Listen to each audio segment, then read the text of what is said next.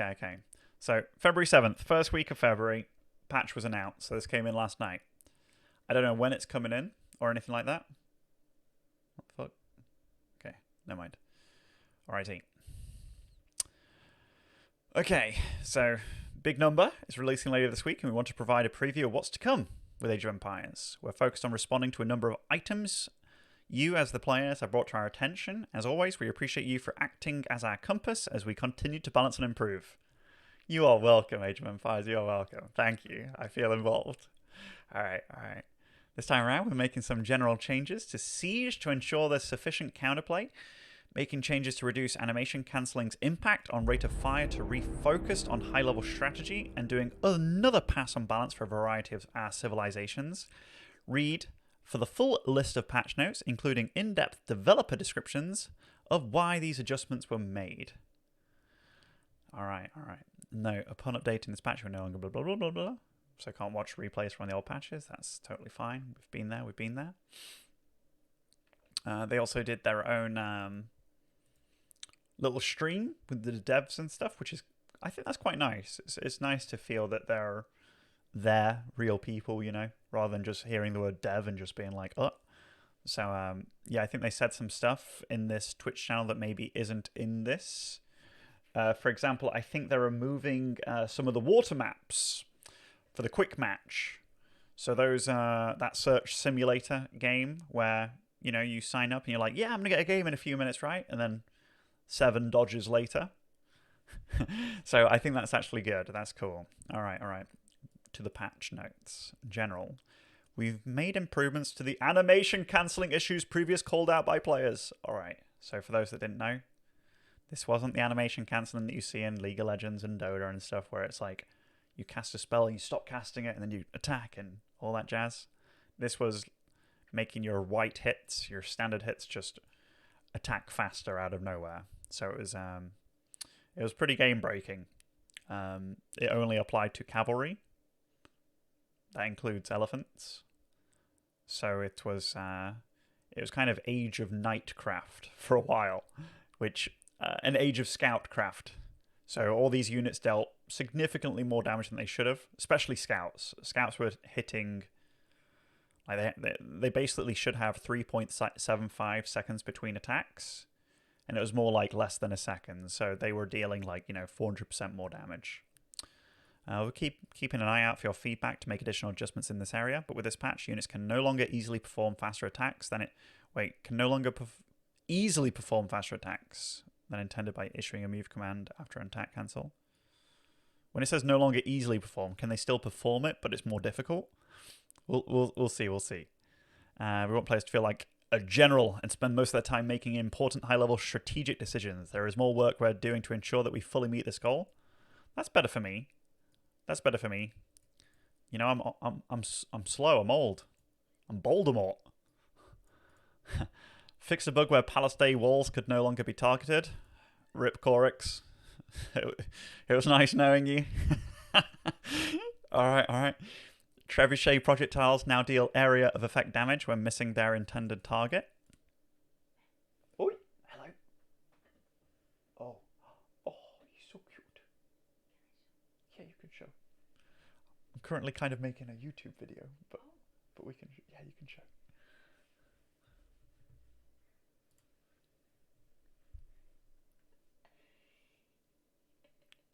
He's asleep. Oh, he's so cute.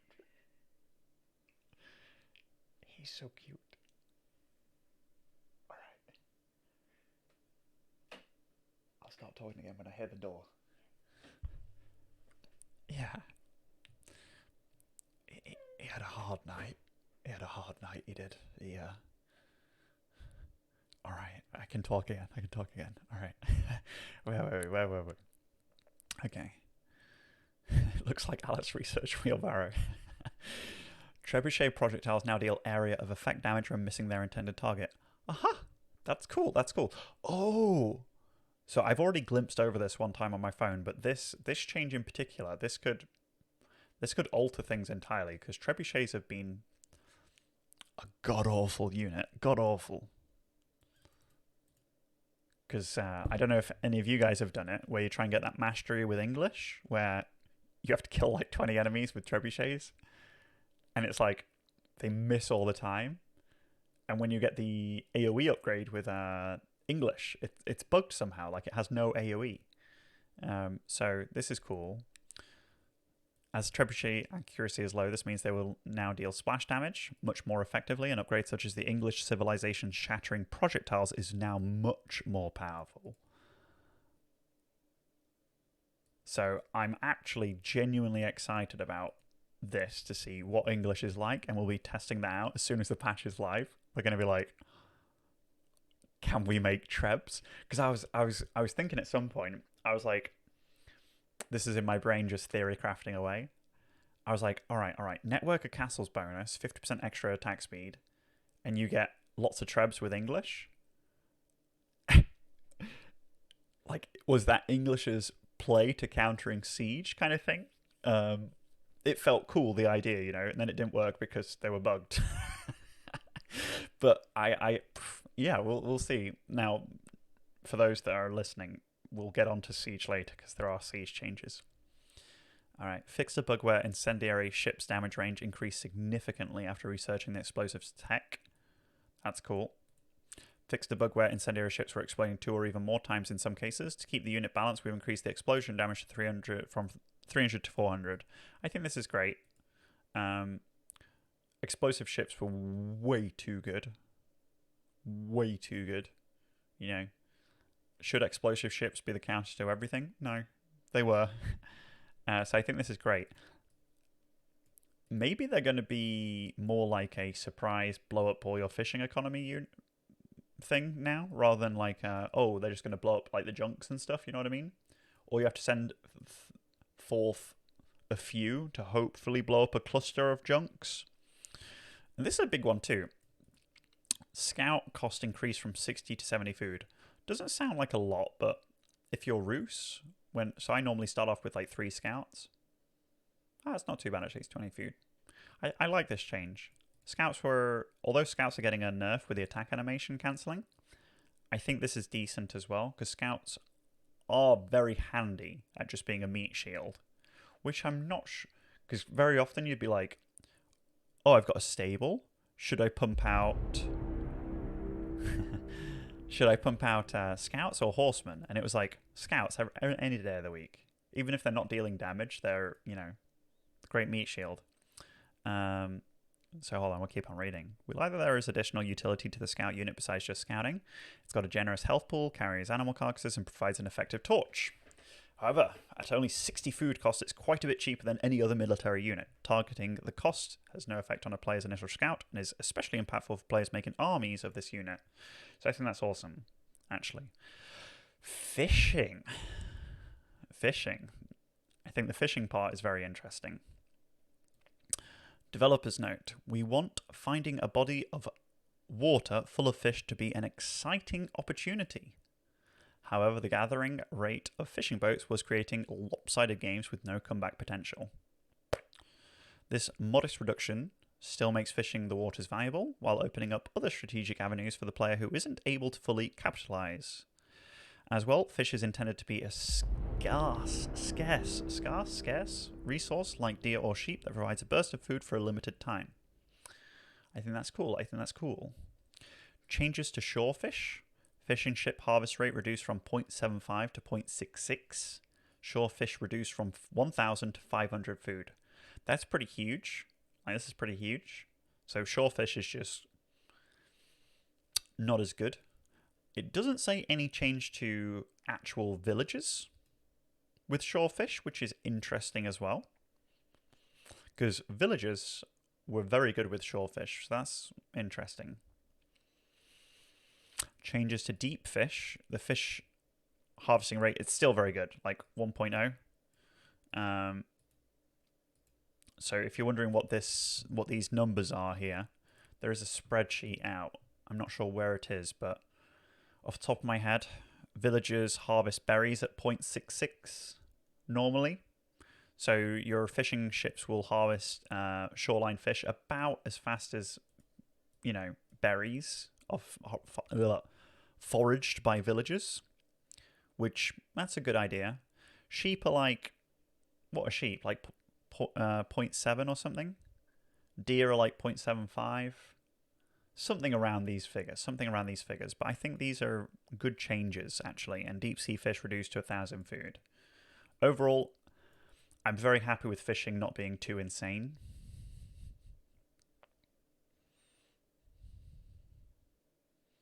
Yeah, Nilly in the chat has the... so berries are 0.66, so they're going to forage about as fast as people forage berries. Sheep 0.75. What are deer? If you have the numbers for that, Nilly. What's my IQ? I don't know. They haven't got a chart that can measure it yet. Oh, here's a stat sheet. Hold on, this is good. Okay, this is good. So this stat sheet will eventually change, but here we are. So here are the gather rates and stuff. Here you see down this aisle. So you have sheep, 0.75. Berries are 0.66. So the deep water fish right now, that's going to change there. And the shoreline fish for the fishing boats is also going to change. It's very interesting what they're going to do with this. So overall, I like these changes a lot. Keeps it much more in line with villages, so it's still very beneficial. But it's no longer better, which is great. Siege. Now, this is a big one. Siege formation catch-up speed reduced by 100% to 40%. You might be like, what does this mean?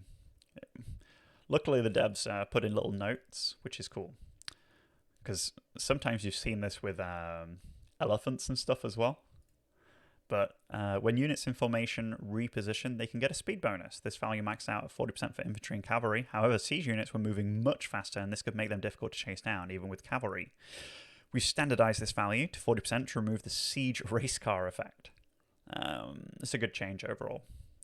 I didn't realize that there were different values on siege versus other units for getting back into formation kind of thing. Horseman, Camel Rider, Fire Lance, Knight, Torch bonus damage versus siege increased from 10 to 20. So all cavalry, besides the scout, not the scout. Worth noting. Cavalry is intended to counter siege weapons. Their high mobility should facilitate the ability to quickly close the distance and destroy siege weapons. Cavalry are more expensive than infantry, so getting a critical mass to quickly kill siege weapons is too costly. Increasing cavalry torch damage versus siege weapons helps them shine in this anti-siege role. I think that's a great change. Alright. Bombard health reduced from 480 to 400. And there's going to be additional Chinese civ-specific bombard changes. So that's cool. We found the Bombard's high health meant that it was able to fight cost-effectively versus too many unit types. Its primary role is anti-building. It is very funny when you think that the Bombard is an anti-building unit. And I'm like, I think of the Trebuchet as an anti-building unit, but the Trebuchet's been god-awful, you know? So it's like, there are nearly zero situations that you'd ever take a Treb over a Bombard. A, it kills buildings worse, and B, it can't kill units like a Bombard can. Obviously, it's pricier, but it's not that much pricier, actually, which is kind of funny. We're still concerned about the damage per shot of this unit, and we'll be closely monitoring its performance. I think this is good. Because, yeah, Bombards are really good. So, less health. Cavalry can now deal extra damage to it. And they've changed the speed at which it can get back into formation, which is not super reliable, but... Now, this is one thing that I felt pretty good about, actually. I don't know about you guys, but you know, like, if you're playing a map like River Danube, and your opponent has the water... And you're like, oh, how do I get that back? Like, he's got a couple of junks, you know, or something like that. Or hooks, even. And you're like, oh, well, I'll get some siege units. And it's like, will you? Like, before, when you had springolds that dealt 60 damage, you could deal with ships. But Now they deal 30, and then they have the plus 90 to siege, which actually means that your ships can just kind of, if you think about it, I don't know how much armor they have regularly. Let's say around 6. If you're dealing 30 damage, that's 24. They can have like 1,000 health. Your Springold sat there firing a massive freaking ballista at this ship, and it takes like 40 plus hits to kill it. And it's like, if you're sat by a dock, you're literally out healing a Springold, which feels wrong. So I actually like the fact that you've got this change going. Naval units so powerful versus land units, it makes water maps hopeless after a player's docks are destroyed. This change is targeted at allowing siege weapons to trade blows with ships. So, yeah, if that is the case, then I'm very happy, because ships so far have just been, as soon as you get water control, ship control, there's no way to get it back. So I think this is great, like absolutely great, because siege. Yeah, I do think Springall should be able to grab the water back to some degree. Let's keep on looking. Adjustments made across the board to reduce siege move speed. Siege is meant to be lumbering, slow, and powerful. Currently, the power level of the siege is there, but oftentimes is too difficult to pick off when repositioning or retreating. This change is aimed at adding more risk and strategy to movement and positioning of siege equipment. I like the sound of it. Bombard move speed reduced to 0.62. So let's say like, I mean, that's a pretty significant nerf, actually. It's like, what, 30%?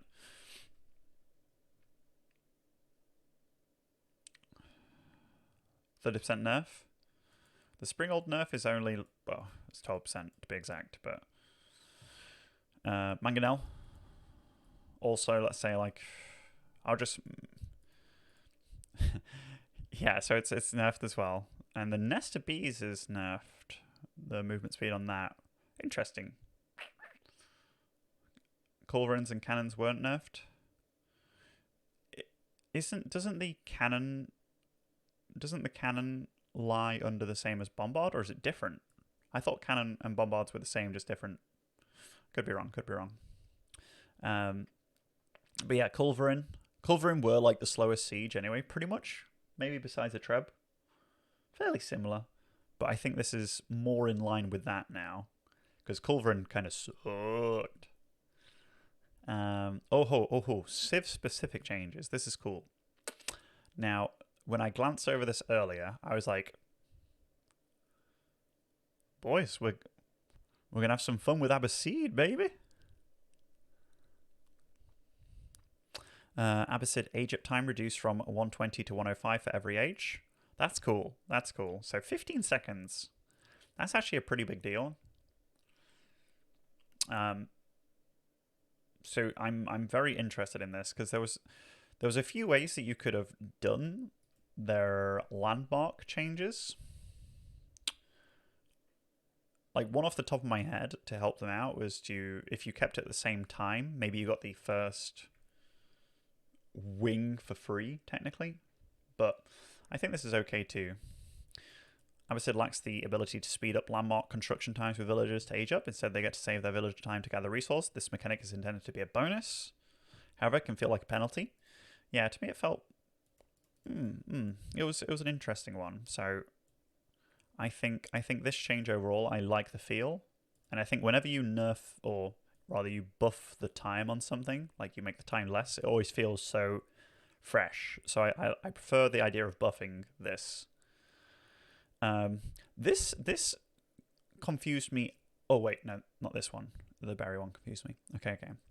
Increased explosive Dow detonation range from 1 to 2 tiles, so it matches the intended explosion radius. So their demo ships were bugged, or not, they were worse, which I didn't know. But yeah, I'm glad that they actually have or are more in line with things.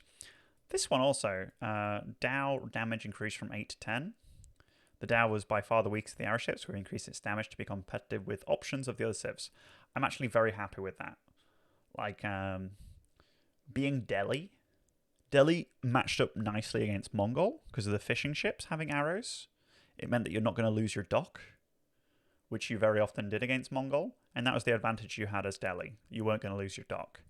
But if the game went on, Yeah, Delhi run into problems with their ships just becoming significantly worse.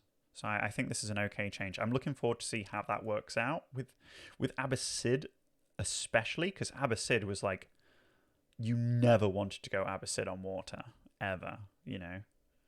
Now with Abbasid, you have like potentially not a bad Age 2 ship, and your docks are 75 wood. Definitely something there. Let's see. So berry harvest bonus increased from 25% to 30%. Berry carry capacity increased from 10 to 13. I found this one very unusual.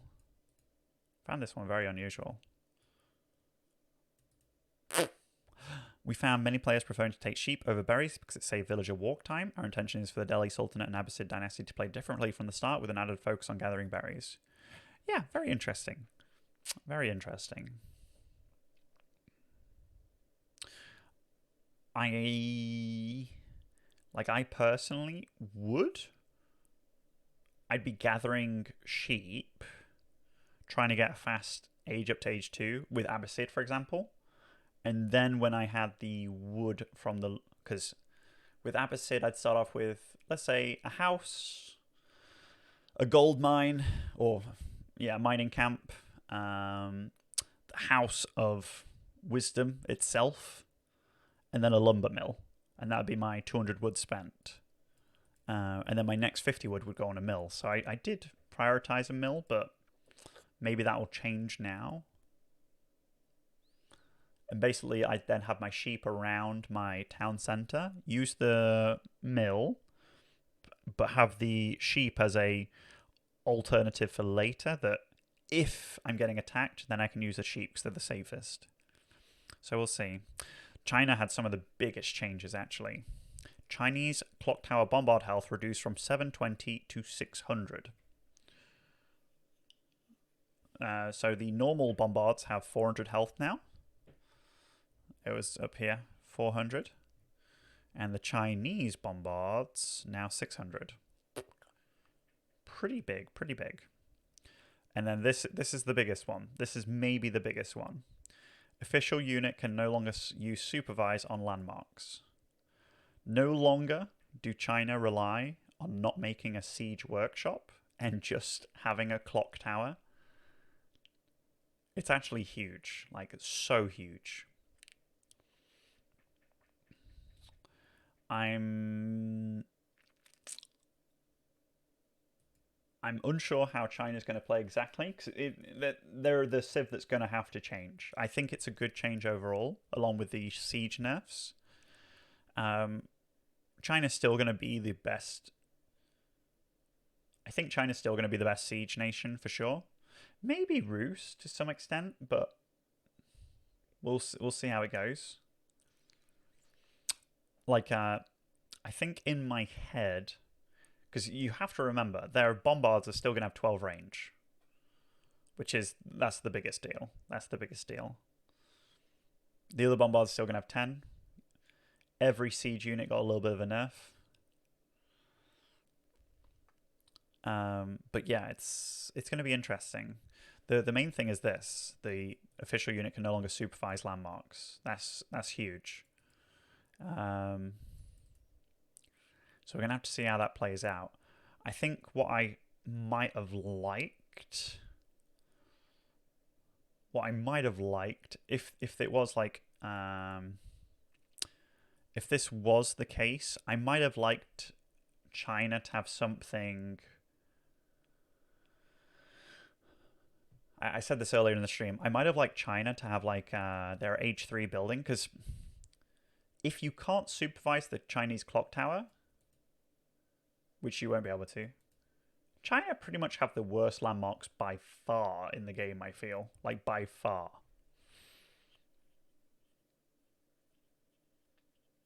Which does feel a bit bad. I think in my head, what would be cool for China is if you had like a similar thing to, you know how when you have France, you build the cavalry, like the cavalry landmark, and then all your stables produce 20% faster from that point on. I wouldn't mind Like the Chinese clock tower being like, oh, you build this, and then any siege workshops within the influence will build like their siege units 25% or with 25% more health. If it was something like that, you know, that would feel a bit cooler to me. Because then the siege is better still. It's got some cool kind of influence thing. And it's not like night and day. It's just a little bit better. I think that would have felt a bit better to me.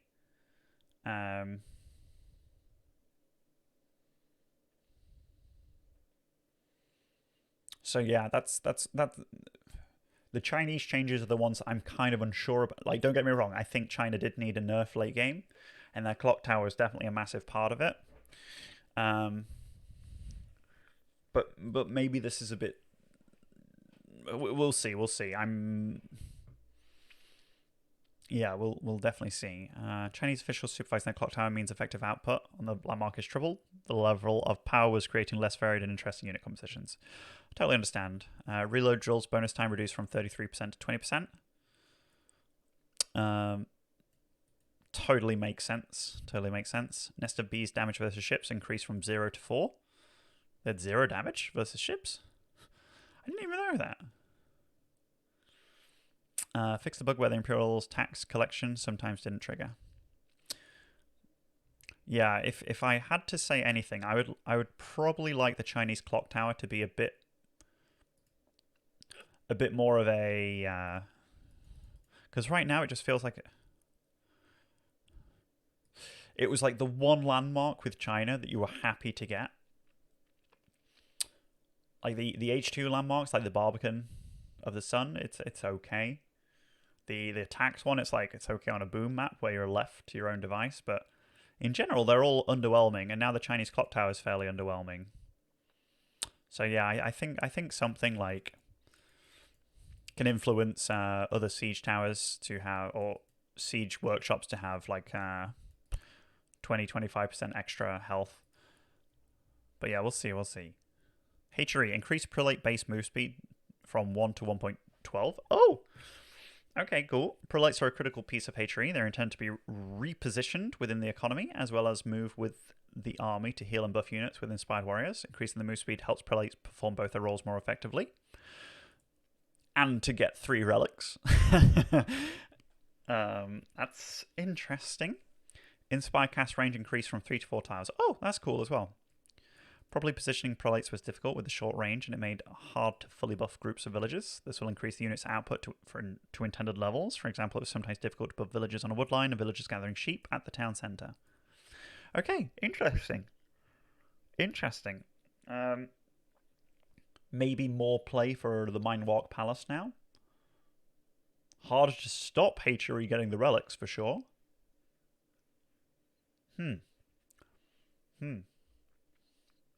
Not sure if that's what hatchery was after. Yeah, because this pretty much... I do like the idea of making the mine walk more feasible, which this does. The Mine Walk Palace, for those that don't know, it's the kind of super blacksmith. Because we were kind of funneled into the Archon Chapel for a long time. A, because the prelates themselves bugged out, so you wanted to make sure they didn't bug. And B, it's pretty damn useful. Like the super blacksmith it's just a 25% cost nerf as well as being a blacksmith itself. But several changes made to adjust raid. Yeah, I'm still curious about the Mongol changes. The Mongol changes to me feel like they don't really target the things that I wanted them to. So if you ask me, like, oh, what would I change about HRE? Maybe some way of dealing with Mongol better early on. And if you ask me, like, oh, what would I change about Mongol with HRE? I'd be like, well, maybe being able to bully civilizations less early on. So what have they done? They've said raid is less powerful, meaning when you burn a building, it goes from 50 food and gold to 25 food and gold, which that's interesting. So they've given you less incentive to be a wild dog, like hunting down your opponent's buildings, but it doesn't stop the amount of units that you can make early on, which I think is the biggest one. And they must have something on their mind with not nerfing the Uvu in some way. I am curious what it is exactly, because I look at the Uvu and I'm like, that is pretty much most of the issues. Because it units in general, especially infantry, like or I guess with scouts being nerfed, like they can no longer attack animation cancel. That's one nerf, because that was only 60 extra stone, right? In fact, will that go to 70 stone now? Because they got nerfed. Maybe it will. But the spearmen, obviously, like spearmen in Age 1, being able to make 2 of them for 80 stone extra and getting that stone pretty rapidly. We'll see, because now that you can't animation cancel with the scouts, Mongol is getting a bit of a nerf, along with civs like Rus, but we'll see. Rus. High armory technology. Fine-tuned guns reload bonus time reduced from 33% to 20%. Wait, wasn't this 25%? I thought it was 25%, but maybe I'm wrong. Okay, what's next? With the last two patches, we focused on responding to many of the prominent balance and bug-related elements you told us would improve, or most improve your experience. Yeah, like overall, I think it's pretty damn decent patches. Again, though, the few things I think Mongols still need. They might need a few changes because they're still going to be damn strong. The China one, yeah, I think I think they need something else. I'm not sure about this. But overall, I can say it's a very good patch. Because yeah, Siege getting nerfed overall is massive. China late game nerf, Siege nerf, fishing nerf. I'm interested in the trebuchet especially. Abbasid Delhi might be too strong now. Although it's not the biggest buff to Delhi, to be fair. Yeah, overall, I'm very happy with the changes. I think nearly all of them, I'm like, yeah, I totally get it. And even the Chinese one, to some extent, I get.